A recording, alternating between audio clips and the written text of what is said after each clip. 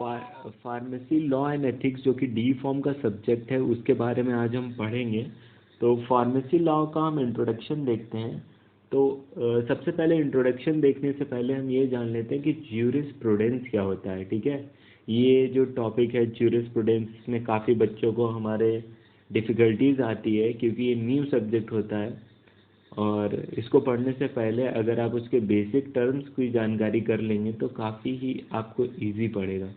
तो ज्यूरिस्प्रूडेंस जो होता है वो ज्यूडिशरी से लिया गया है। तो ज्यूडिशरी क्या है, जो भारत की न्यायपालिका है उसको हम लोग ज्यूडिशरी बोलते हैं। तो वो जो लॉज हैं तो वो लॉज पूरी कंट्री के लिए होते हैं, लेकिन जो स्पेशली जो फार्मेसी के लिए जो ज्यूरिस में जो फार्मेसी के लिए लॉ हैं तो उनके लिए हम फार्मास्यूटिकल ज्यूरिस्प्रूडेंस का यूज़ करते हैं। ठीक है, तो jurisprudence is the law that are governing for the pharmaceutical industries and other industries related to the pharmacy. Okay, so अब हम इंट्रोडक्शन के बाद बात करते हैं कि ये वर्क कैसे करती है, जनरल प्रिंसिपल क्या है। तो आप देख सकते हैं जनरल प्रिंसिपल ऑफ लॉज, इसमें हमारे क्या आते हैं, principle of democracy, principle of constitutionalism, principle of justice and liberty, equality, fraternity. तो अब हम डेमोक्रेसी की बात करते हैं। तो डेमोक्रेसी क्या होता है, डेमोक्रेसी आप लोगों ने सुना होगा कि the laws for the people, by the people and by the people, for the people. ठीक है, तो डेमोक्रेसी में क्या है,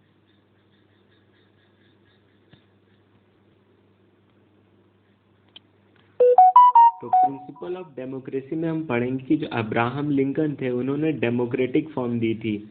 यानी डेमोक्रेटिक क्या होता है, bye the people, for the people and government, यानी ऐसी गवर्नमेंट जो लोगों के लिए हो और लोगों द्वारा ही चुनी गई हो, तो उसको हम डेमोक्रेसी बोलते हैं। ठीक है, और डेमोक्रेसी के भी पार्ट हैं, जैसे आप देख सकते हैं popular democracy, liberal democracy, social, participatory and deliberately democracy. ठीक है, तो इसमें एक एक करके हम बात करते हैं कि पॉपुलर डेमोक्रेसी क्या है। तो पॉपुलर डेमोक्रेसी, जैसे आप इंडियन डेमोक्रेसी देखते हैं, वर्ल्ड की popular democracy is one of the most popular democracies of the world है।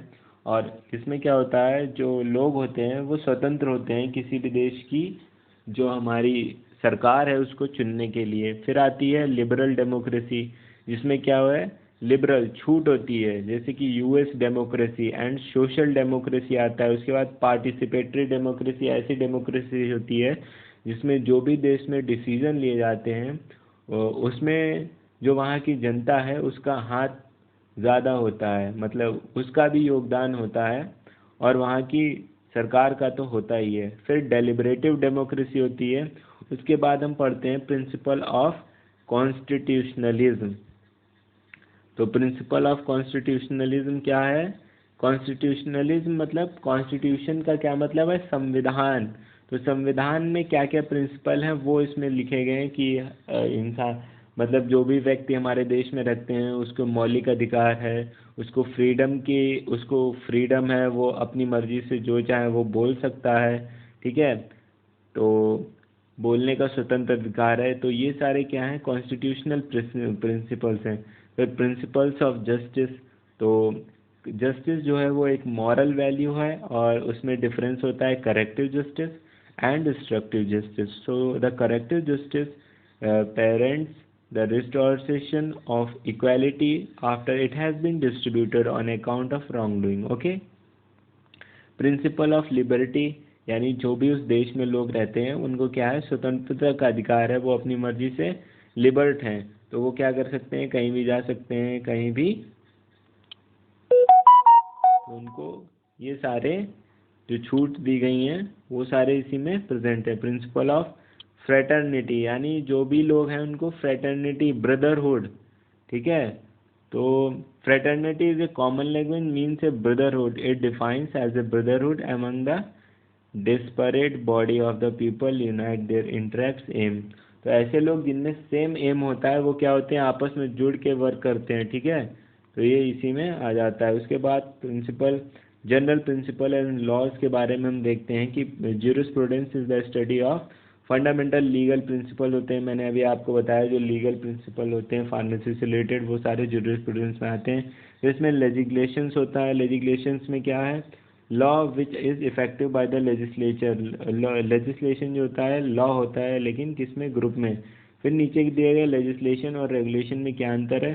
तो लेजिस्लेशन जो है वो हमारे लेजिस्लेटिव बॉडी, जैसे कि हमारे कौन कौन सी लेजिस्लेटिव बॉडी होती हैं तो उनके द्वारा हमारे दिया जाता है, जबकि रेगुलेशन जो है वो भारत की सरकार के द्वारा दिया जाता है। जनरल फ्रेमवर्क इसका क्या होता है, एक्सपेक्टेड टू एक्ट होता है, it is a part of legislation होता है। लेकिन रेगुलेशन जो है वो पार्ट ऑफ किसका होता है, रेगुलेशन का। द प्रोसेस ऑफ प्रिपेयरिंग और reviewing legislation is equally long and complex, ठीक है। The preparation and updation of regulation is more dynamic process.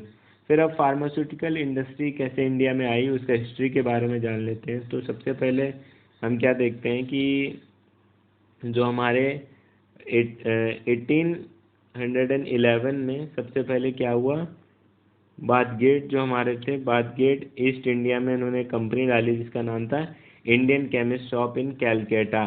फिर 1821 में क्या हुआ, mister Smith stand street and company ने एपोथीकेरी शॉप डाली थी। उसके बाद 1901 में आचार्य प्रफुल्ल चंद्र राय जो थे उन्होंने कैलकाटा में Bengal chemical and pharmaceutical work को स्टार्ट किया। फिर 1903 में क्या हुआ, प्रोफेसर टी के गज्जर साहब जो थे उन्होंने फैक्ट्री एक्ट एट पारेल को स्टार्ट किया। 1907 में प्रोफेसर कोठी भास्कर ने एलम्बिक केमिकल को स्टार्ट किया, ठीक है। एलम्बिक कंपनी एक बहुत ही पुरानी और जानी मानी कंपनी है। उसके बाद 1943 में अम्बालाल ने क्या किया, साराभाई केमिकल वर्क्स को स्टार्ट किया।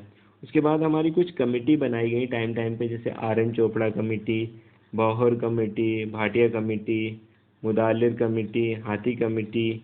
तो ये कमिटीज़ क्या हैं, टाइम टू टाइम हमारे जो एक्ट है उसको चेंज करती रही, ठीक है।